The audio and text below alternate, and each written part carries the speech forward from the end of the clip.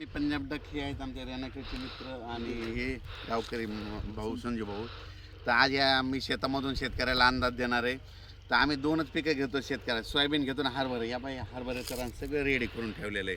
म्हणजे आज जर उद्या जरी पाऊस पडला तर आम्ही पेरायलाची तयारी इतकी तयारी करून ठेवलेली. आणि राज्यातल्या शेतकऱ्याला आता अंदाज देणार आहे, कारण की राज्यात आता शेतकऱ्याचा कांदा काढणी चालू आहे, गहू काढणी चालू आहे.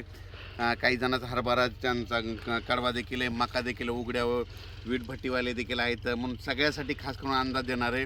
म्हणजे आज आहे 6 एप्रिलपासून राज्यामध्ये उन्हाचा पारा वाढत जाणार आहे. म्हणजे 11 तारखेपर्यंत चांगला 42, 43, 44, 43 अंशापर्यंत पारा वाढत जाणार आहे. म्हणून हा अंदाज लक्षात द्यायचा. आता राज्यातल्या शेतकऱ्याला सांगू इच्छितो, हळद शिजवायला काय हरकत नाही, त्याच्यानंतर कांदा काढायला हरकत नाही. म्हणजे 11 ते 14 तारखेपर्यंत तुम्ही सगळ्या गोष्टी करून घ्या, कारण की राज्यामध्ये आता ऊन वाढत जाणार आहे. 43 अंशापर्यंत पारा वाढत जाणार आहे. म्हणून हा अंदाज लक्षात द्यायचा.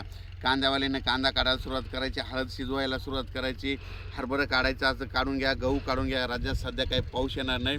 फक्त राज्यामध्ये तुम्हाला एक सांगतो काय झालं, इकडं म्हणजे कर्नाटक आणि इकडं तेलंगणा भागात तिकडं पाऊस पडल्यामुळं काय होईल, आपल्या सीमालगतच्या भागात तिकडलं म्हणजे उदगीर त्या भागाकडं थोडं क्लाउडली म्हणजे ढगाळ वातावरण राहणार आहे. म्हणून हा अंदाज लक्षात यायचा.